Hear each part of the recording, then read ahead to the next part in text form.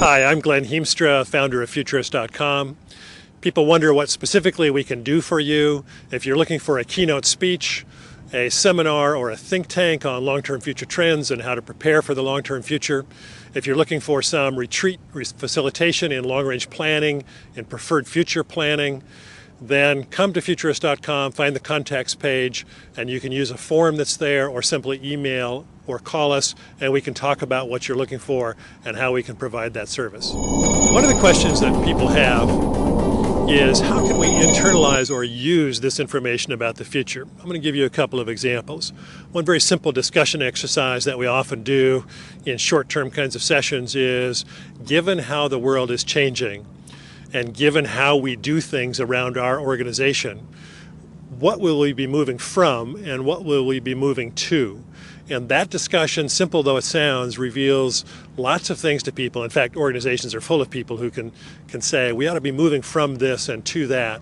And a futuring session gives people an excuse to talk about those kinds of issues.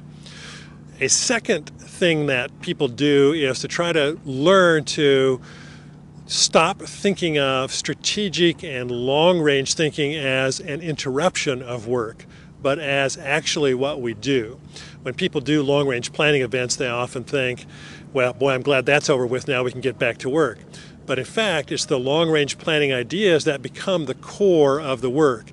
And the real trick is to try to get the routine work that you're doing every day to become the same thing as the more strategic work that you've identified at a long-range planning retreat. That's not easy to do, and it is part of the challenge. One of the questions that I'm often asked is, so how did you become a futurist? What's your background? Well, I came out of an academic career where I was teaching communication and I was teaching future studies, but nearly 2 decades ago I left that and became a full-time futurist. I was influenced into being a futurist by a mentor who had come out of the space program. When I knew him, he was a college president, but prior to that he had been director of program planning for building Apollo. His name was Ed Lindemann, and he was a real mentor right out of classic mentorship literature and taught me a particular way of thinking about the future, a set of questions to ask like, what does the future probably hold, what is possible in the future, and most importantly, what is preferred in the future.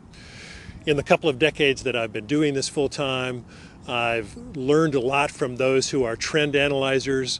I've studied processes for creating preferred futures and for organizational long-range planning, and I've become a real expert in ways of creating the long-range future. People ask, what is Futurist.com? Who's involved? Well, in the 2 decades that I've been in this work, it's been primarily me doing the presentation work and the consulting work, but in addition to that, we have about a dozen writers who contribute material to the website, Futurist.com. This material is free. It covers all kinds of future trends in all kinds of subject areas, as well as processes for creating the preferred future. We have a couple of principal actors. That is Brenda Cooper, well-known science fiction writer and IT administrator who writes for the website and also does some presentation work.